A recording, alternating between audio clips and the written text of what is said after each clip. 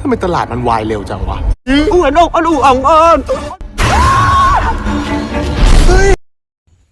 Halo sobat, berjumpa lagi bersama Arya Film Movie. Kali ini saya akan membahas film yang berjudul Pima, menceritakan kisah Mak dan teman-temannya yang sedang berjuang di medan perang. Di waktu yang bersamaan, istri Mak juga sedang berjuang sendiri dalam proses persalinannya. Naasnya, ia harus meninggal dan sekarang arwahnya masih menunggu kepulangan dari suaminya. Ingin tahu kisah horor dan serunya dari film ini? Langsung saja kita ke isi cerita film.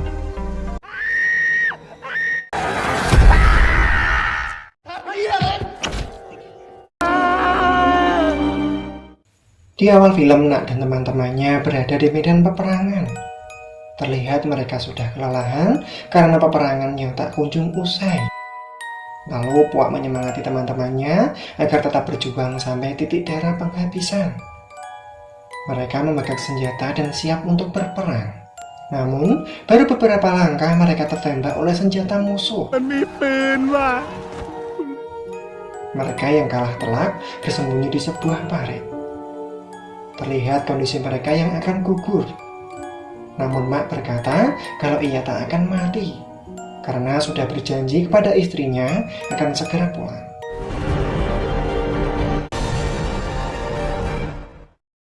Setelah peperangan usai, mereka berlima memutuskan untuk singgah di desanya Mak. Singkat cerita, mereka akhirnya sampai di rumahnya Mak. Mak segera berlari menuju rumah yang memanggil istrinya dan melihat ada ayunan yang bergerak. Tiba-tiba, seseorang memeluknya dari belakang. Ternyata itu adalah istrinya yang bernama Nak. Mak yang sudah kangen sampai di ubun-ubun langsung mencium kening istrinya. Tak lupa Mak juga menggendong bayi kecilnya. Setelah itu Mak memperkenalkan istrinya kepada teman-temannya. Karena hari yang sudah larut malam, Nak meminta teman-temannya agar beristirahat di bekas rumah neneknya. Keesokan harinya Nak mengajak teman-temannya untuk pergi ke pasar. Sebelum berangkat, mereka melihat banyak mayat korban peperangan. Tak lama, mereka akhirnya sampai di pasar itu. Nak langsung menyapa bibi penjual kue, namun bibi itu bertingkah aneh dan langsung pergi begitu saja. Paman penjual ikan juga seperti itu. Bahkan, bibi penjual arak langsung marah-marah saat bertemu Mak. Ia mengatakan, "Apa kau tidak tahu yang sebenarnya tentang istrimu?" Dan menyuruh Mak untuk melihat tubuh Nak dari celah kedua kakinya.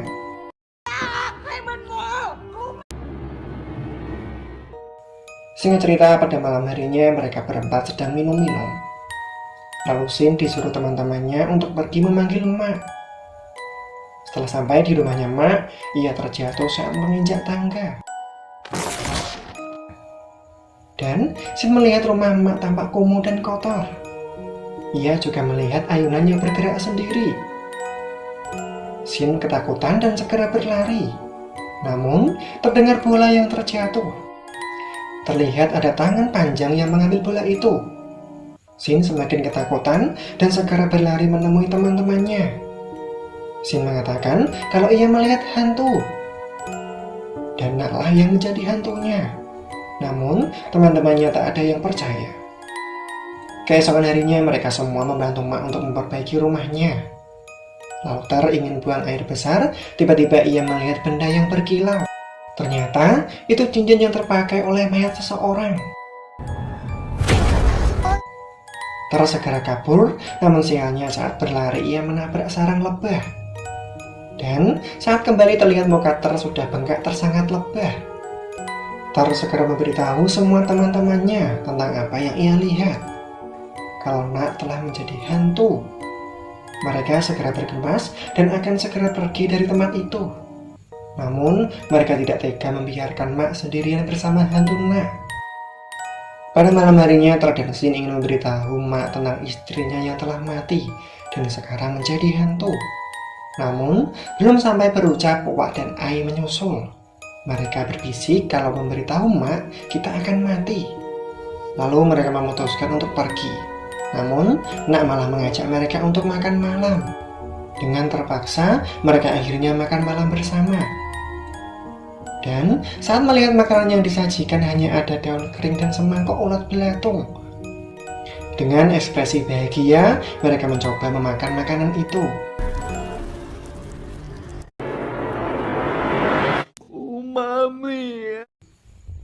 Lalu Nak membawa anaknya keluar dan menyuruh Sin untuk menggendongnya. Dengan terpaksa, Sin menggendong bayi itu.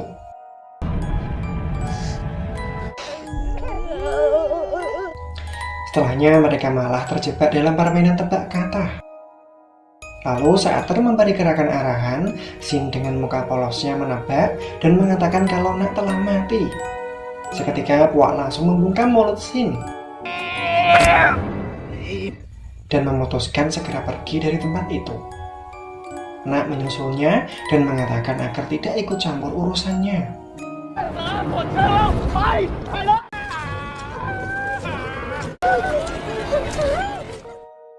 Singkat cerita, Mak dan Nak pergi ke tempat pasar malam. Di sini Nak memakai topeng agar para penduduk desa tak mengenalinya. Mereka berdua memainkan berbagai permainan. Dan saat di permainan biang lala, Nak mengatakan, jika suatu saat aku mati, apakah kau bisa hidup tanpa aku? Mak berkata kalau ia tidak bisa hidup tanpa Nak. Setelahnya mereka masuk ke rumah hantu. Sedangkan teman-temannya Mak sudah siap menjalankan aksinya. Mereka akan membawa paksa Mak pergi. Lalu mereka berdua menyusuri tempat itu. Banyak hantu bohongan yang tidak menakutkan. Lalu saat Nak berjalan di depan, dengan cepat mereka menyangkap Mak. Namun Nak menyadarinya dan segera mencari Mak. Di sini mereka semua menyamar menjadi hantu-hantuan, berharap bisa mengelabui hantu Nak.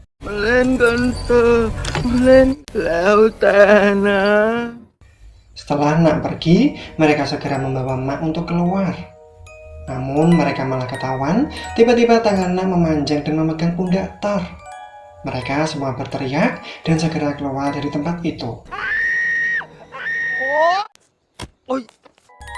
Setelah sampai di tengah hutan, mereka melepaskan ikatan Mak. Di sini Mak tidak terima dengan apa yang telah mereka lakukan. Lalu Ter menyuruh Mak untuk melihat Nak dari kedua celah kakinya. Maka kau akan melihat hantunya Nak. Tapi Mak mengatakan kalau ia sudah melakukannya. Ia tetap melihat Nak sebagai istrinya. Lalu Nak segera pergi meninggalkan mereka. Mereka menyusul Mak dan melihat ada tetesan darah. Lalu mereka menemukan Mak dalam keadaan yang terluka. Ternyata luka Mak sedang kambuh. Di sini Ter merasa ada yang aneh tentang ucapan Mak yang telah membuktikan kalau Nak bukanlah hantu. Teringat cincin yang dipakai oleh mayat yang ia lihat. Itu adalah cincin kawin, dan jika Nak bukanlah hantu, maka Maklah yang menjadi hantu. Segera memeriksa jari Mak, namun ia tidak menemukan cincin itu. Malahan, cincin itu dipakai sebagai liontin kalung. Seketika saja, Ter melemparkan beras suci ke tubuh Mak dan segera berlari kabur.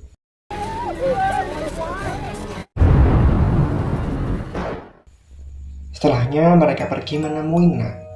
Mereka meminta maaf telah menuduh Nak sebagai hantu dan mengatakan kalau Mak menyuruh untuk membawa Nak pergi dari sini. Lalu mereka pergi menaiki perahu, namun perahu kelebihan beban. Mereka membuang semua benda, bahkan sampai dayungnya pun mereka buang.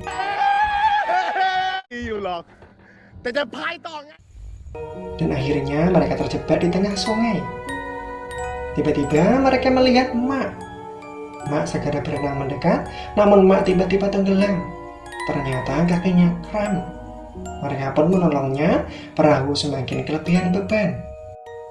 Tiba-tiba Ter merasa ada yang aneh.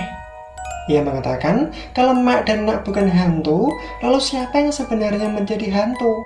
Tiba-tiba ada cincin yang terjatuh. Ternyata cincin itu dibawa oleh Ai. Lalu Ter menganggap kalau Ai adalah hantu. Ai ditendang dan jatuh di air. Mereka terus mengayuh dengan tangan. Tiba-tiba Nak memberikan dayung yang telah dibuang. Tersadar, dayang itu berada di ujung sungai. Tapi kenapa Nak bisa mengambilnya? Lalu melihat dari celah kakinya dan melihat Nak Layang menjadi hantunya.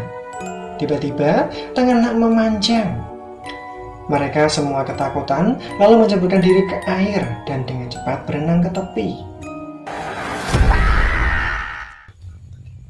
Di sini Mak tetap ingin bersama istrinya. Dengan terpaksa, Mak dipukul hingga pingsan. Setelahnya mereka meminta biksu untuk memimpin doa agar mereka bisa terlepas dari hantu Nak. Tak lama, hantu Nak pun muncul. Mak terbangun dan memanggil istrinya. Biksu mencoba untuk mengusir hantu Nak, tapi air suci malah tumpah dan beras suci malah Sin pakai untuk memberi makan burung. Sedangkan tanpa sengaja, biksu ketendang dan merusak ikatan benang suci. Tiba-tiba mereka telah terikat oleh benang. Sedangkan sang biksu malah pergi meninggalkan mereka. Lalu dari arah pintu depan, Ai tiba-tiba muncul. Thor mempunyai ide untuk mendorong tubuh Puak yang sudah terkena air suci agar bisa mengenai hantu Ai. Namun, Ai tidak merasa sakit. Ai menjelaskan kalau ia tidaklah hantu. Cincin yang ia bawa ternyata ia ambil dari mayat itu. Lalu mereka mencoba untuk keluar dari tempat itu. Namun hantu Nak semakin marah dan tiba-tiba menghilang. Ternyata ia berada di atas mereka. Nak mengatakan kalau ia hanya ingin hidup berdua bersama Mak. Lalu mereka mencoba untuk menyadarkan Nak. Mereka mengatakan kalau dunia mereka berdua telah berbeda. Hantu dan manusia tak akan bisa hidup bersama. Nak mengatakan akan membawa suaminya pergi bersamanya. Mak berjalan mendekat, ia memejamkan mata sambil menangis. Hantu Nak juga ikut menangis. Ia mengatakan, setakut itukah kamu kepadaku? Aku hanya tak mampu hidup sendiri. Maafkanlah aku tak bermaksud menyakitimu. Itu semua aku lakukan karena aku ingin sekali hidup bersamamu. Namun Mak mengatakan kalau ia tidak pernah takut kepada Nak. Ternyata selama ini Mak telah mengetahui kalau Nak telah mati. Ia juga telah menemukan mayat Nak yang terkubur.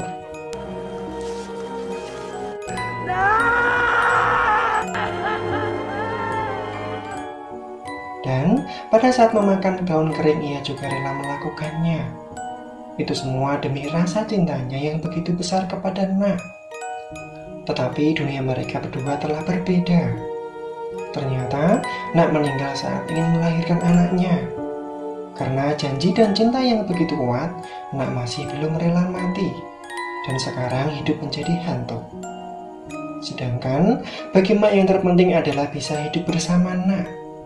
Walaupun sekarang Nak menjadi hantu, bagi Mak itu bukanlah masalah. Karena cinta mereka adalah cinta sejati yang tak akan terpisahkan oleh apapun. Mak mengatakan kalau ia sangat dan sangat mencintai istrinya. Dan akhirnya mereka berdua hidup bahagia selamanya. Untuk para sobat, mohon beri kritik dan sarannya di kolom komentar agar channel kami semakin maju dan berkembang. Mohon maaf jika ada kata atau ejaan yang kurang tepat. Terima kasih dan tunggu alur cerita film selanjutnya dari kami.